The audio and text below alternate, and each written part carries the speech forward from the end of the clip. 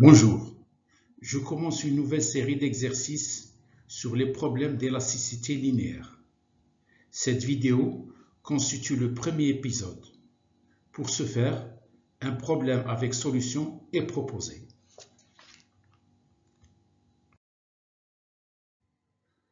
Prenons connaissance de l'énoncé du problème.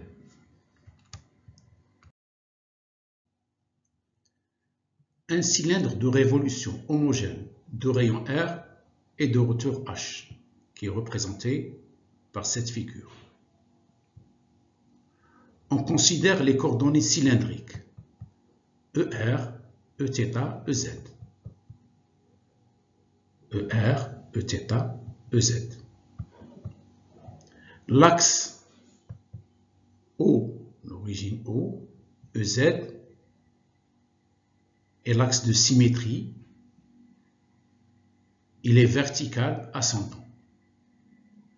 Le cylindre est soumis au champ de pesanteur G. Le matériau du cylindre est de masse volumique ρ, de module de Young E et de coefficient de Poisson nu.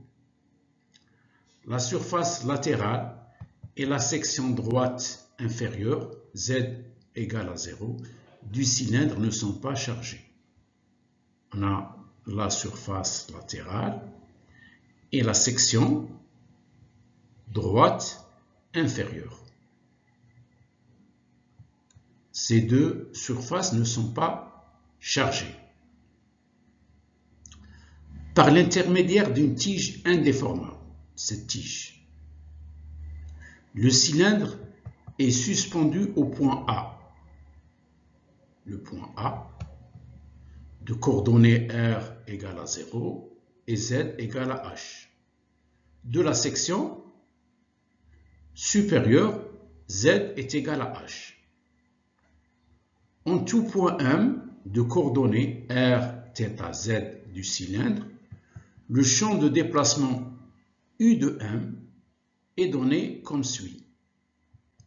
U de M est égal à ZRER plus BZ au carré C R au carré plus D EZ.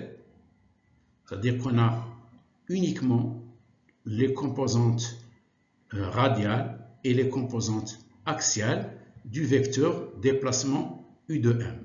Ceci s'explique parce qu'on a un problème axisymétrique et que la composante du déplacement circonférentiel Uθ est égale à 0 et que les composantes du déplacement radial et axial ne dépendent pas de θ.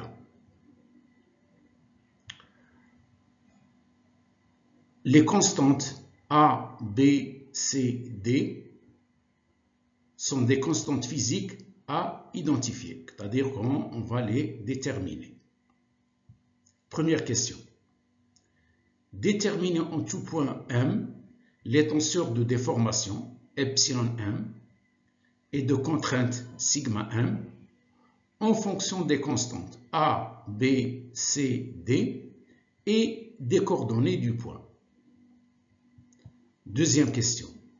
Écrire les équations d'équilibre. Troisièmement, déterminer les conditions aux limites en contrainte et en déplacement. Quatrièmement, calculer les constantes A, B, C et D en fonction de la masse volumique du matériau ρ, du module de Young E, du coefficient de Poisson nu, de l'accélération de la pesanteur G et de la hauteur H du cylindre. En déduire les tenseurs de déformation epsilon M et de contrainte sigma M. Cinquième et dernière question. Calculer la résultante F des efforts de cohésion exercés sur la section Z égale à H, c'est-à-dire la section droite. Cette section droite Z égale à H.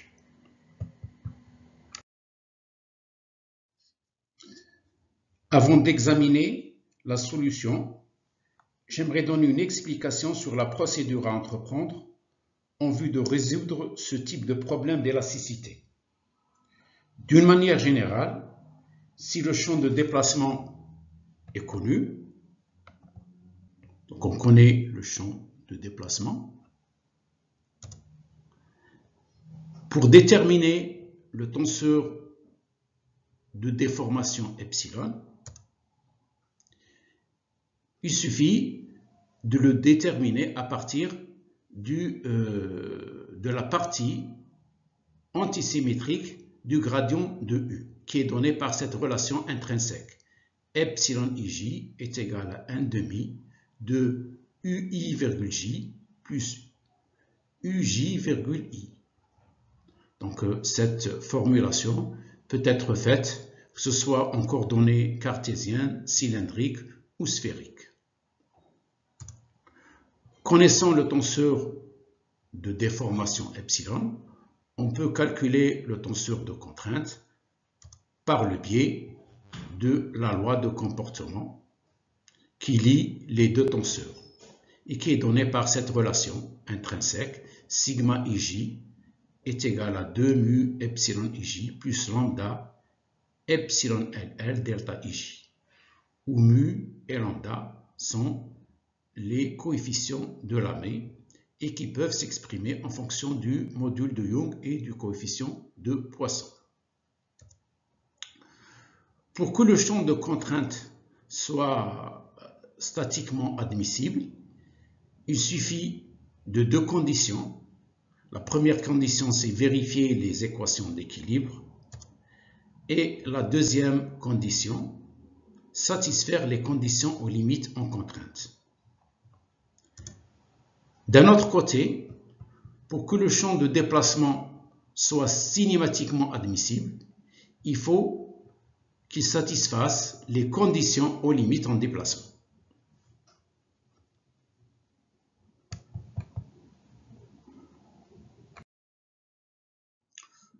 Solution de ce problème.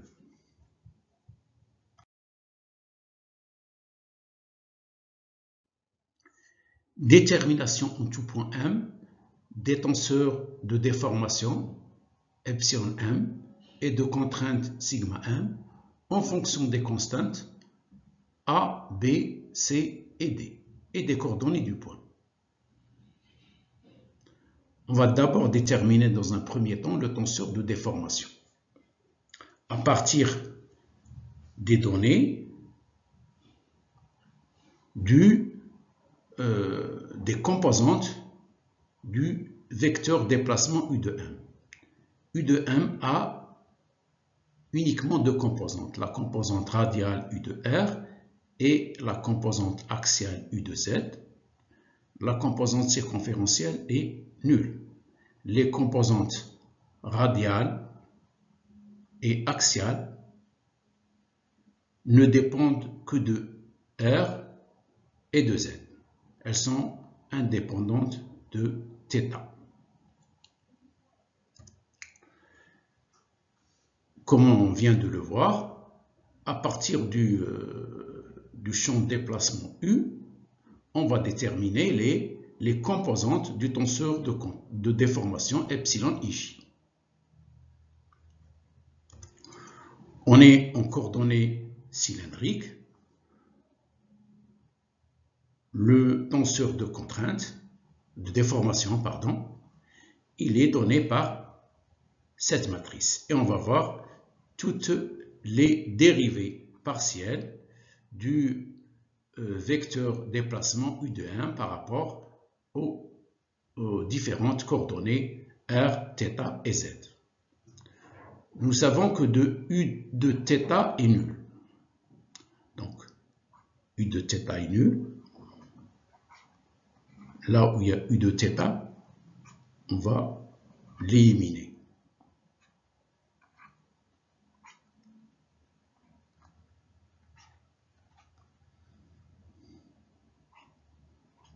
C'est la composante circonférentielle. Et on va calculer maintenant chacune des composantes. On va calculer la dérivée partielle du champ de déplacement, la composante U de R, on va la dériver par rapport à R.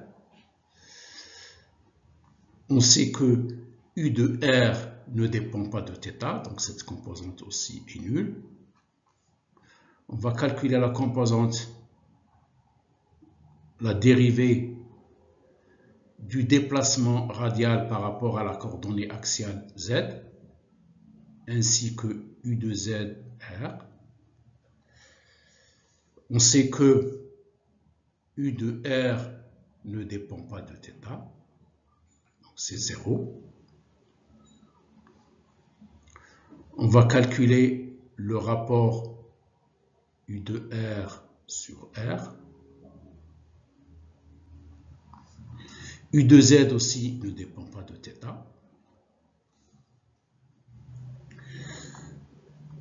Donc, compte tenu qu'on a symétrie, donc cette composante est égale à cette composante, elles sont égales.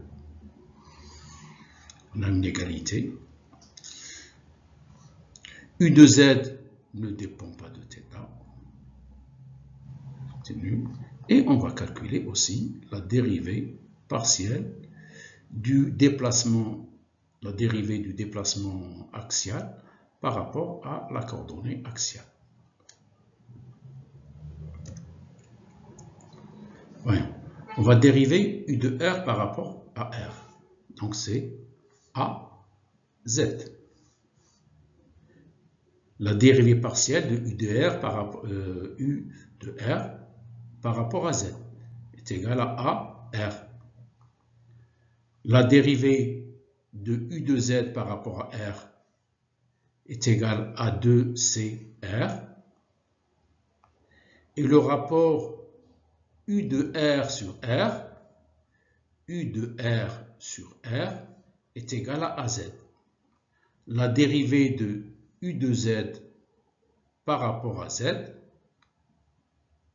est égale à 2BZ.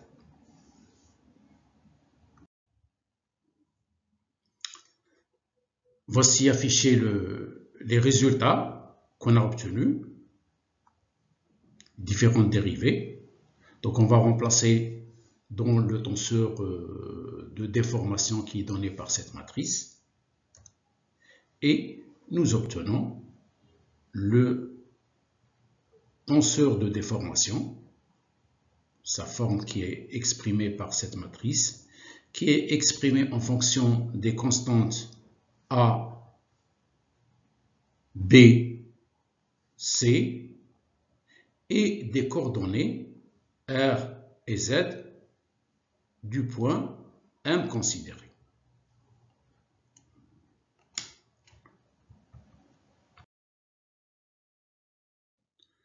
Connaissant le tenseur de déformation, on peut passer au calcul du tenseur de contrainte. Donc, connaissant le tenseur de déformation, on passe au calcul du tenseur de contrainte, comme je l'ai expliqué dans les diapositives précédentes, par le biais de la loi de comportement, qui est donnée par cette expression. Donc, on sait que mu et lambda, c'est les coefficients de Lamé qui sont exprimés en fonction du module de Young et de coefficient de Poisson. Dans cette expression, epsilon LL étant la trace de epsilon, qui est égale à AZ plus 2BZ. Donc epsilon LL, c'est 2ZA plus B. Et on va calculer les composantes sigma ij par le calcul matriciel de mu par la matrice epsilon plus lambda epsilon LL qui est donné par 2ZA plus B que multiplie la matrice identité. Donc ce calcul matriciel nous permet de calculer les composantes radiales sigma RR et circonférentielle sigma θ θ qui sont égales, ainsi que la composante axiale sigma ZZ et la composante sigma RZ et sigma ZR qui sont calculées par le biais de la loi de comportement.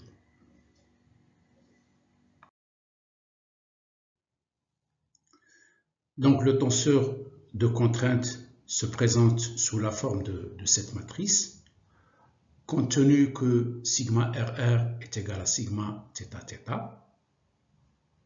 Donc nous aurons uniquement trois composantes à déterminer, sigma RR, sigma ZZ et sigma RZ. Donc trois composantes à déterminer, les autres composantes sont nulles. Réponse à la deuxième question. Écriture des équations d'équilibre. Au niveau local, c'est-à-dire au niveau de chaque particule occupant le point M, on doit vérifier l'équation d'équilibre qui est donnée par divergence de sigma plus les forces de volume égales à 0.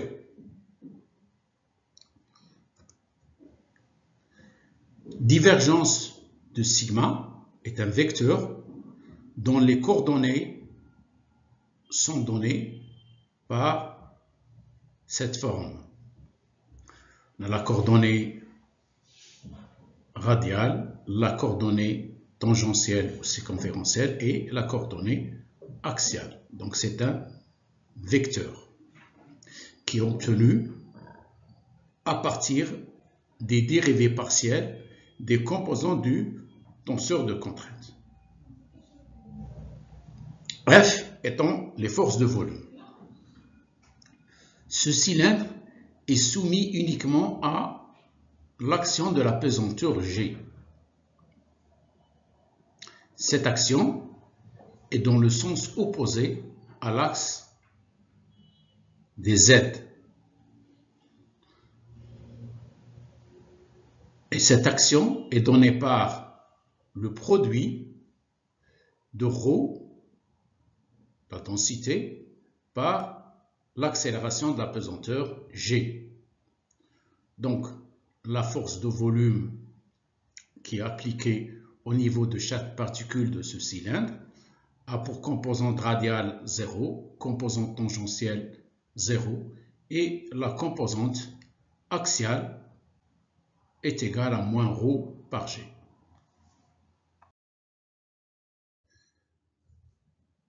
Calculons la divergence de sigma.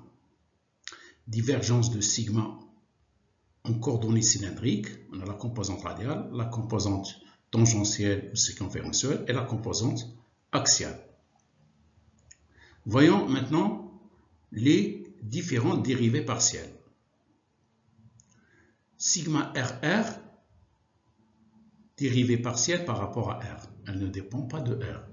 Donc cette composante est égale à 0. Rθ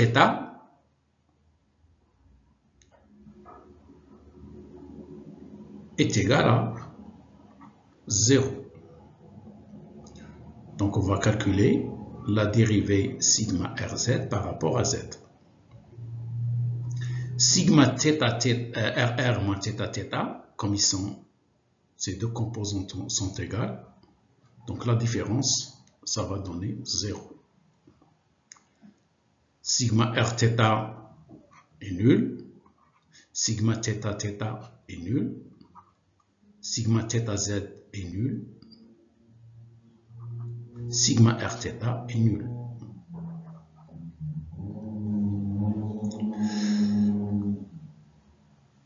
Nous devons calculer la dérivée partielle de sigma Rz par rapport à R. Sigma θz est nul, nous devons calculer aussi la dérivée de partielle de sigma zz par rapport à z.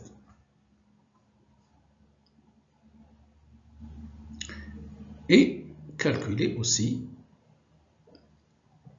sigma rz, le rapport sur R. Donc vous avez sigma rz par rapport à z, rz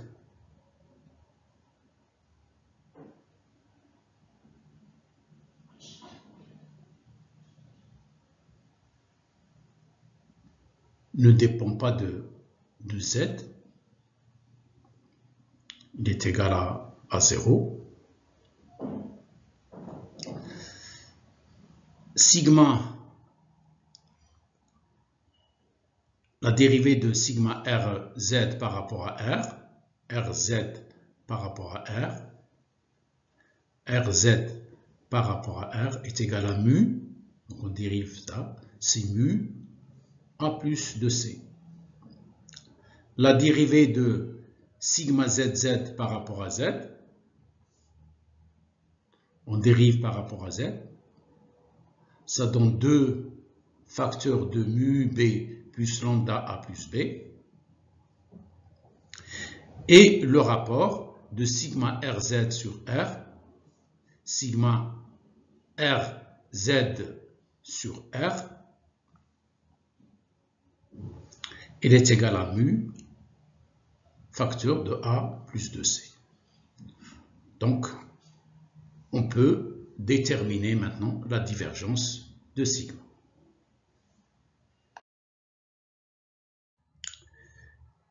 Écrivons maintenant la divergence de sigma.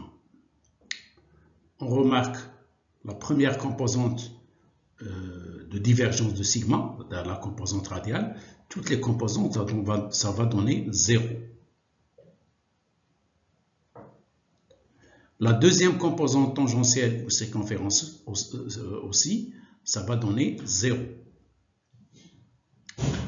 Par contre, la composante axiale de divergence de sigma, on aura la dérivée de sigma rz par rapport à r, la dérivée de sigma zz par rapport à z, et le rapport de sigma rz sur r. Or, on remarque que sigma, la dérivée de sigma rz par rapport à r, et le rapport sigma rz sur r donne la même expression.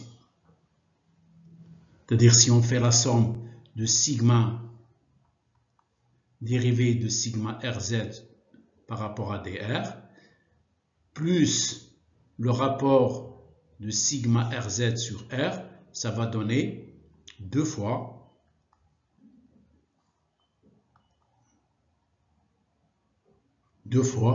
mu a plus 2c.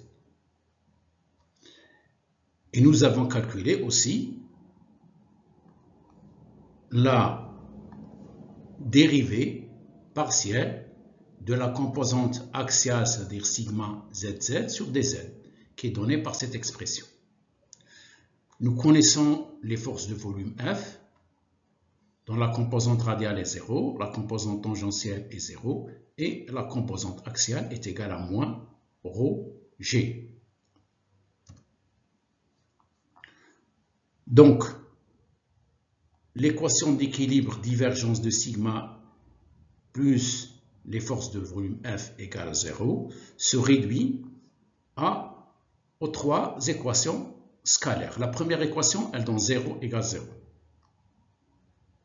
Deuxième équation, 0 égale à 0. Et la troisième équation, elle va donner cette expression qui est égale 2 mu a plus 2c, plus la dérivée partielle de sigma zz par rapport à z, qui est donné par cette expression-là, moins la composante de la force de volume qui est égale à moins ρg est égale à 0. Donc, l'équation d'équilibre, cette équation d'équilibre qui est équation vectorielle, elle nous a donné une seule équation entre les constantes. Donc, on a une seule équation on va dénommer par l'équation 1, qui relie les coefficients A, C, B, les deux coefficients de l'armée lambda et mu, la densité volumique ρ et l'accélération de la pesanteur g.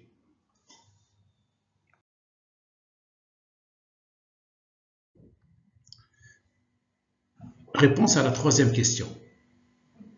Les conditions aux limites. Et nous commençons par les conditions aux limites en contrainte. Pour que le tenseur de contrainte soit statiquement admissible, il faut qu'il vérifie deux conditions. La première condition, c'est les équations d'équilibre qu'on vient de voir dans la diapositive précédente. La deuxième condition, il faut qu'il vérifie les conditions aux limites en contrainte. Voyons maintenant ces conditions aux limites en contrainte.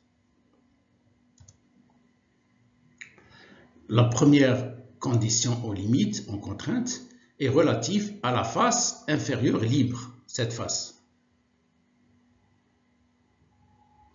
Donc si elle est libre, cela veut dire que le vecteur contrainte agissant en tout point de cette face, ce vecteur contrainte est égal à 0. Cette face inférieure peut être identifiée à partir de sa normale. Donc la normale à cette face est opposée à l'axe des Z, donc c'est moins EZ.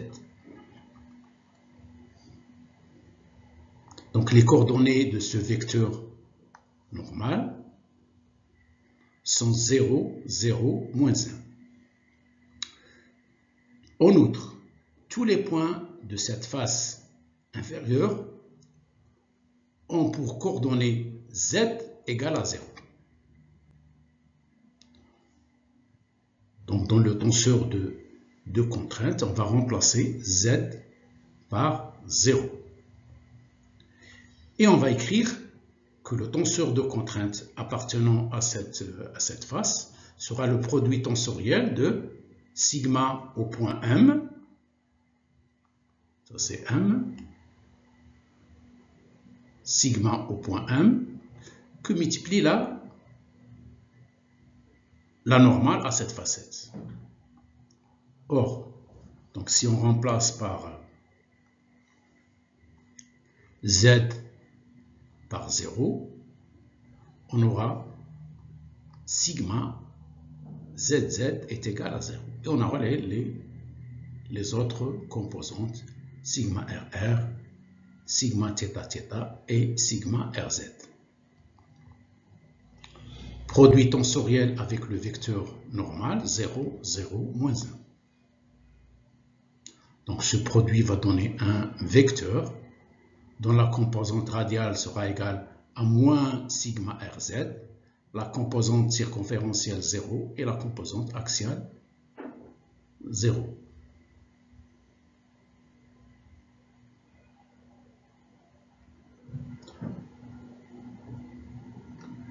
Donc, le vecteur contrainte, ce vecteur contrainte,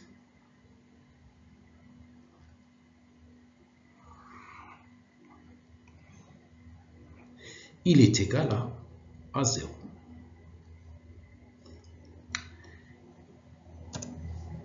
Examinons maintenant la face latérale. Cette face latérale. Cette face latérale, elle n'est pas chargée aussi. Donc son vecteur contrainte est égal à 0. Tous les points de cette face latérale ont pour coordonnée radiale R est égal à grand R. Cette facette est identifiée à partir de sa normale qui est égale à 1, 0, 0. C'est-à-dire, vous avez que la composante, elle est portée par le vecteur ER. ER. Donc, N, ER, c'est le vecteur ER. 1, 0, 0. Par conséquent, le vecteur contrainte, un point M appartenant à la face latérale, est égal à sigma, la sigma M, produit tensoriel avec le vecteur normal à cette facette. Donc on aura les composantes du tenseur de contrainte par la normale 1, 0, 0 qui va nous donner la composante radiale de ce vecteur contrainte est égale à sigma RR. La composante circonférentielle est égale à 0 et la composante axiale de ce vecteur contrainte est égale à sigma ZR. Donc c'est les composantes du vecteur contrainte qui est égal à 0.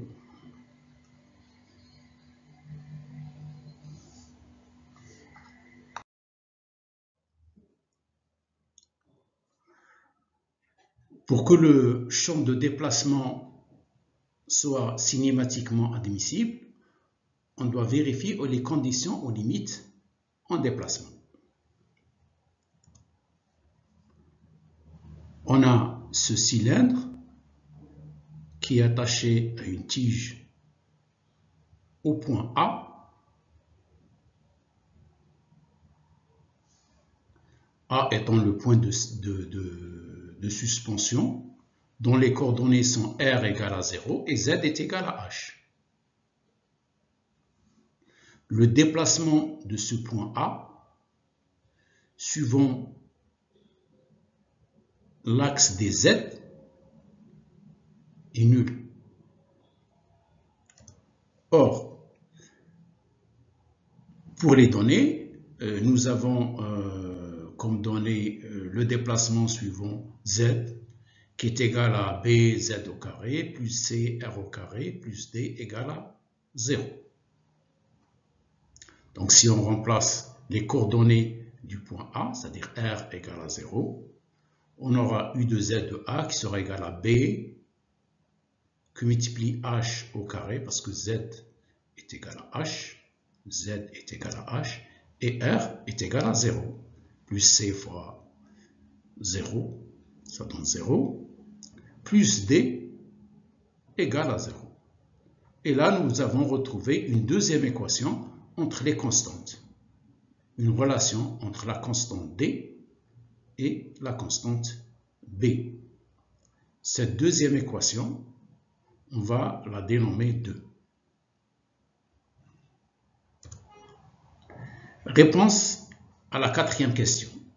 Calcul des constantes A, B, C, D en fonction de la masse volumique du matériau ρ, du module de Young E, du coefficient de Poisson nu, de l'accélération de la pesanteur G et de la hauteur H du cylindre. Et à partir de connaissant A, B, C, D, on va déduire la forme complète des deux tenseurs de contrainte et de déformation. Alors, pour ce faire, on va trouver les différentes relations entre les inconnus qui sont A, B, C et D. Nous avons déjà deux équations, l'équation 1 et l'équation 2. L'équation 2 qu'on vient de développer et l'équation 1 qu'on a développée par les équations d'équilibre dans une diapositive précédente. Donc nous cherchons encore deux autres équations. Pour ce faire, pour résoudre ce problème-là, on doit avoir c'est-à-dire que le nombre d'équations doit être égal au nombre d'inconnus. Les inconnus sont A, B, C et D, donc 4 inconnus, mais nous n'avons pour le présent que deux équations. On doit chercher les deux autres équations avec les conditions aux limites en contrainte. C'est ce qu'on avait écrit là, dans une diapositive précédente, c'est que la face inférieure, le vecteur contrainte égale à 0, et on est arrivé à cette relation, le vecteur contrainte, agissant sur la face inférieure, est égal à moins sigma Rz qui est égal à 0. Donc on va écrire sigma Rz égale à 0. Or, sigma Rz, mu R, A facteur de A plus de C égale à 0. Et nous retrouvons maintenant une autre équation entre les inconnus, entre l'inconnu A et l'inconnu C. Ça fera la troisième équation.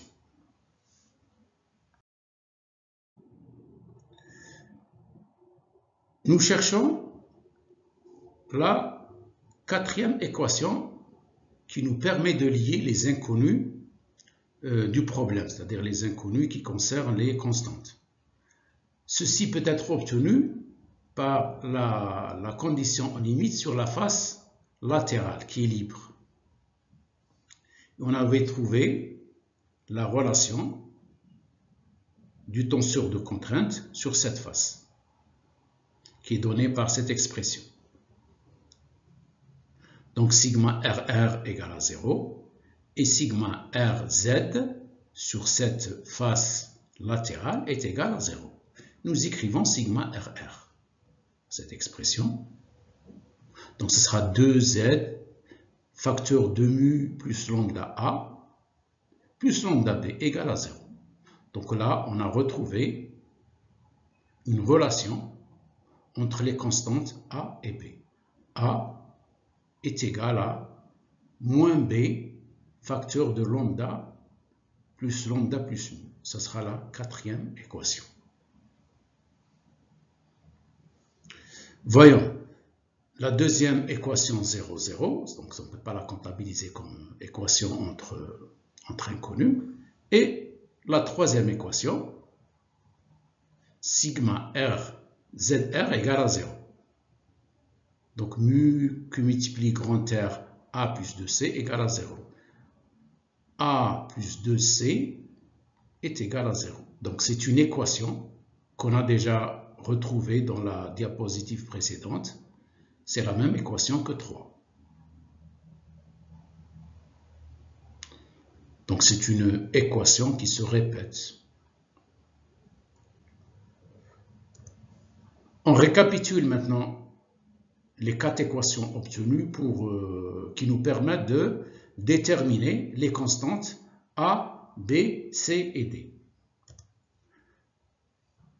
La première équation, 1, qui provient des équations d'équilibre.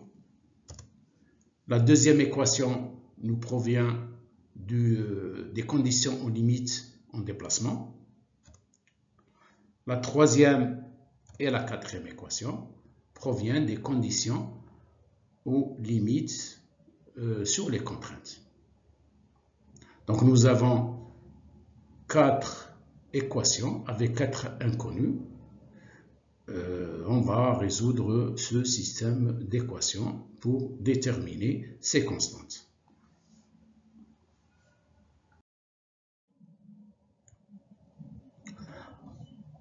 En combinant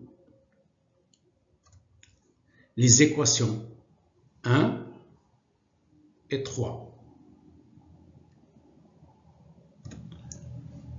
ces deux équations nous permettent d'avoir cette expression, c'est-à-dire là, on a A plus 2C égale à 0. Cette relation, on va l'injecter dans cette relation-là. Donc ça va être 0. Et on retrouve cette expression-là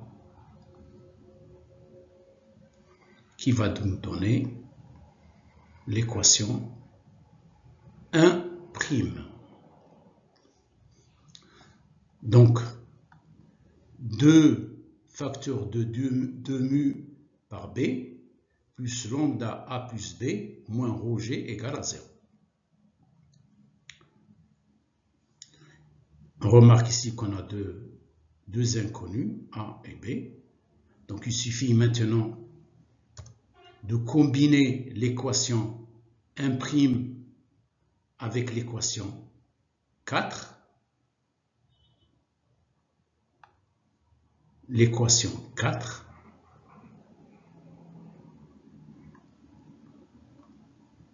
qui donne l'expression de A en fonction de B.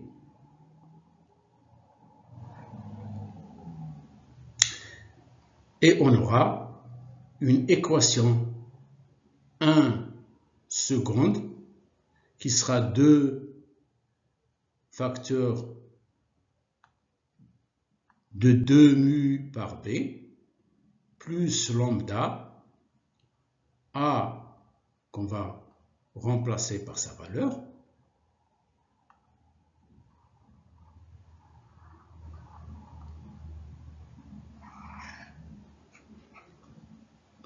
plus B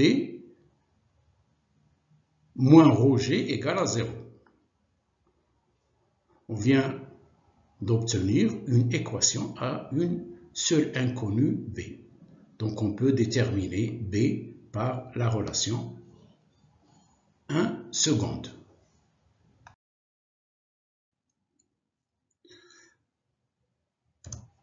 L'équation 1 seconde permet de calculer la constante B qui est exprimée en fonction de ρ, de G, des coefficients de lambda et mu. Mais la question qui était posée, on nous demande de calculer les constantes en fonction du module de Young et du coefficient de Poisson. Donc nous devons exprimer lambda et mu en fonction du module de Young et du coefficient de Poisson par ces deux expressions de lambda et de mu, et qu'on va injecter dans cette formule pour déterminer B en fonction de nu et E. Donc nous devons calculer lambda plus nu, nous devons calculer aussi 3 lambda plus mu et ensuite multiplier par 2 mu, et nous déterminons ensuite B. C'est ce qu'on va voir. Donc, lambda plus mu, on va détailler le calcul.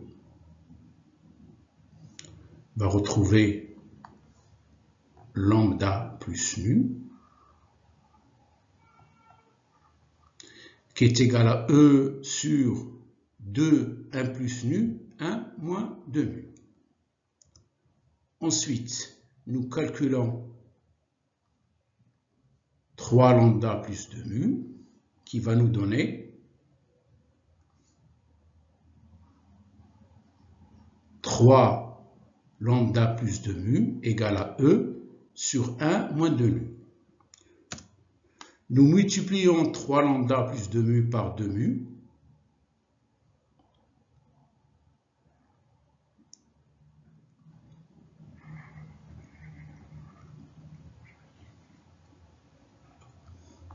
Ce qui va nous donner 2 mu que multiplie 3 lambda plus 2 mu est égal à E au carré 1 plus nu que multiplie 1 moins 2 nu. Donc, on calcule B et le calcul de B nous donne que la constante B est égale à ρ G sur 2E. Donc, on a exprimé B en fonction, ne dépend que du module de Young. Elle est inversement proportionnelle au module de Young et proportionnelle à la densité ρ et l'accélération de la pesanteur G.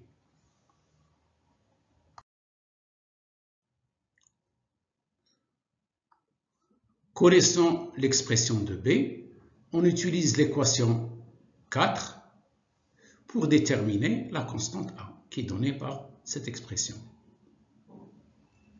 Donc pour ce faire, on va calculer lambda sur lambda plus 2 mu et l'exprimer en fonction de E et nu. On calcule d'abord lambda plus mu.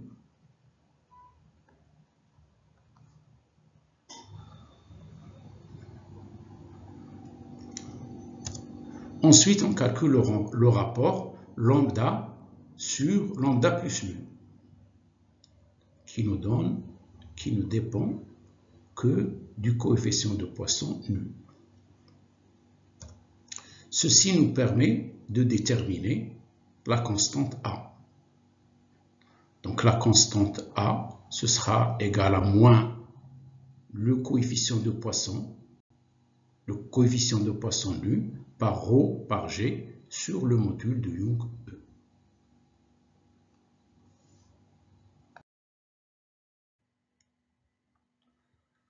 Connaissant l'expression de A, on utilise l'équation 3 pour déterminer la constante C. A moins 2C égale à 0. Connaissant A, on détermine C qui est égal à moins nu ρ G sur 2E. Il est de même, connaissant l'expression de B, on utilise l'équation 2 pour déterminer la constante D. Donc l'équation D2, c'est D égale à moins BH au carré. Donc D est égal à moins ρ G sur 2E que multiplie H au carré.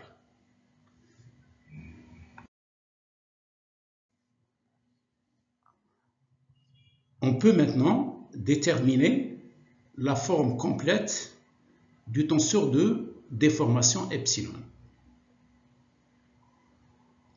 qui avait cette forme-là, et pour lequel A, B, C étaient exprimés en fonction des coefficients de Lamé. Nous avons retrouvé maintenant les coefficients A et B en fonction du module de Young et du coefficient de Poisson, qui sont donnés par ces expressions. En plus, l'expression 3 qui donne que A plus 2C égale à 0. A plus 2C égale à 0. Donc, epsilon RZ égale à epsilon Z R qui est égal à 0. Donc, on n'a plus la composante epsilon RZ.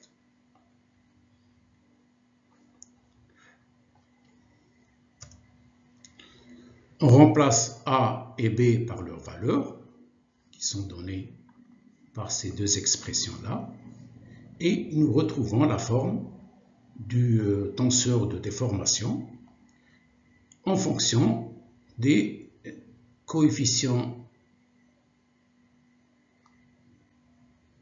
mu coefficient de Poisson et module de Young de la densité et de l'accélération de la pesanteur.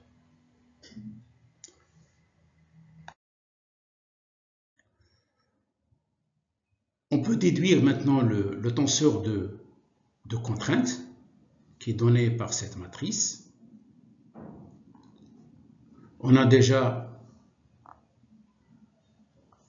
déterminé que A plus 2C égale à 0. Donc sigma RZ égale 0. Compte tenu de la symétrie, sigma ZR est égal à 0.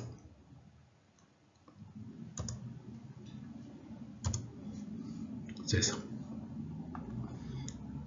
Donc, epsilon RZ est égal à epsilon ZR égale à 0 implique que les composantes sigma RZ est égal à sigma ZR est égal à 0. Nous devons maintenant calculer sigma RR, sigma θ et sigma ZZ. Pour ce faire, nous avons déterminé BA en fonction du module de Young du coefficient de Poisson, de ρ et de G, et nous avons déjà calculé aussi lambda plus mu. Donc nous allons calculer la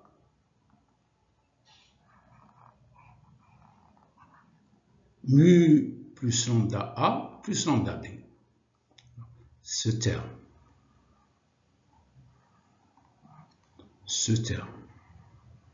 c'est le même puisque sigma RR égale à sigma θ.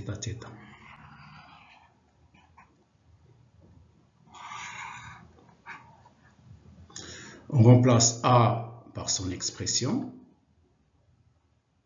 B par son expression, mu et lambda par leur expression en fonction de E et nu, ce qui nous permet de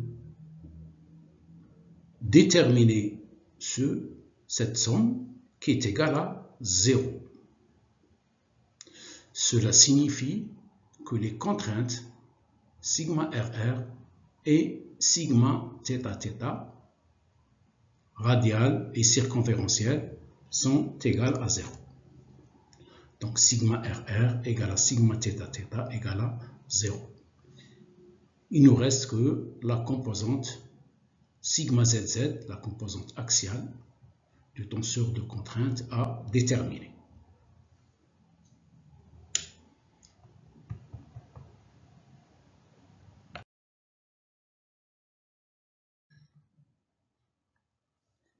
Sigma ZZ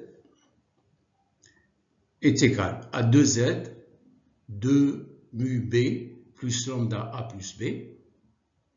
Donc de la même façon que pour les contraintes sigma RR et sigma θ, on va remplacer A et B par leur expression, ainsi que le coefficient mu de la mu.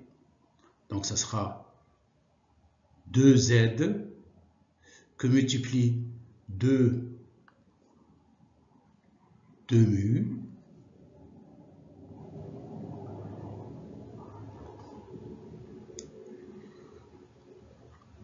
D qui est égal à ρg sur E, plus lambda que multiplie A plus B,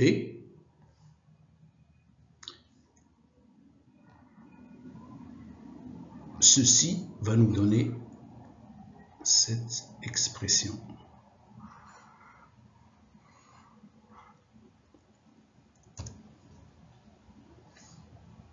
Qui va nous donner que sigma ZZ est égal à ρ G par Z. Par conséquent, le tenseur de contrainte sigma ne comporte qu'une seule composante non nulle, c'est sigma zz qui est égal à rho gz.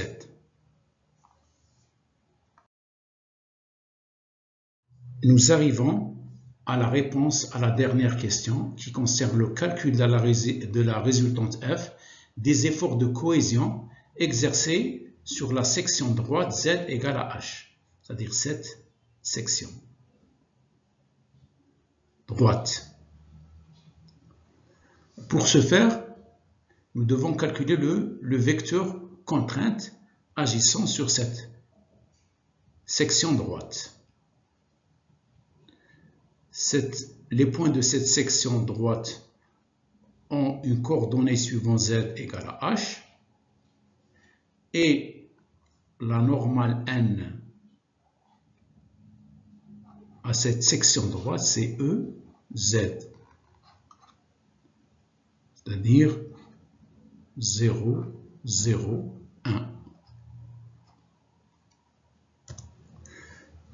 Le vecteur contrainte agissant sur cette section droite est égal au tenseur de contrainte sigma par le vecteur normal à cette section.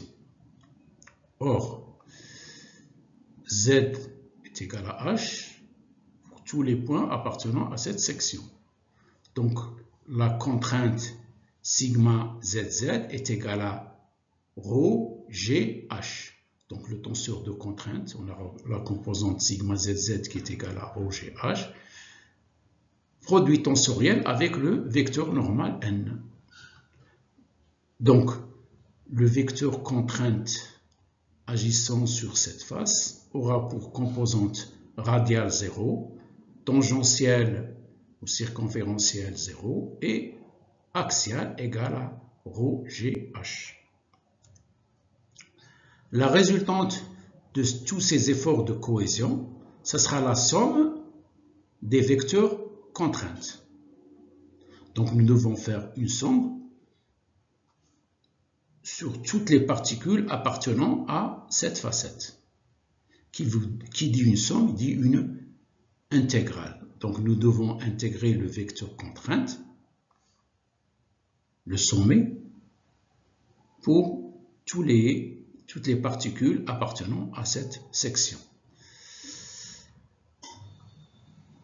Donc ce sera la somme de 0 à 2pi 0 à r de sigma zz ds qui est portée par, bien sûr, la composante axiale EZ. ds étant l'aire d'une section élémentaire de cette section. Donc, en coordonnées cylindriques, ds est égal à r dr dθ. Sigma zz est égal à rho gh. Il est indépendant de θ, il est aussi indépendant de r. Donc nous devons faire une intégration sur r et une intégration sur θ. Donc l'intégration sur r, ça va donner r au carré sur 2 et r variant de 0 à grand R. L'intégrale de dθ, ça donne θ, et θ variant de 0 à 2pi. Donc on aura rho GH que multiplie grand R au carré sur 2 que multiplie 2pi. Donc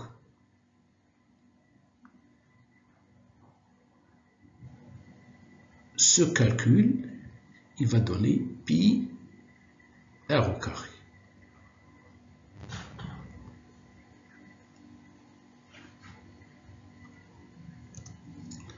Donc F, la force F, sera égal à ρ h pi r au carré g, qui est porté par l'axe EZ. Or, on remarque que h pi r au carré, ça donne le volume de ce cylindre. Le volume qu'on multiplie par la densité volumique ρ. Ceci va nous donner la masse de ce cylindre. Donc on peut dire que la résultante des efforts de cohésion est portée par l'axe EZ et qui est égal à la masse du cylindre par l'accélération de la pesanteur.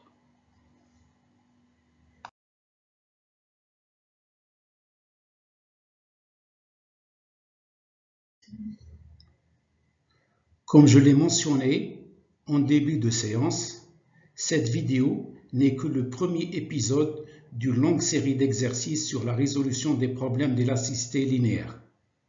À l'avenir, d'autres vidéos suivront cette même thématique. J'arrive au terme de cet épisode. Je vous dis au revoir et à bientôt.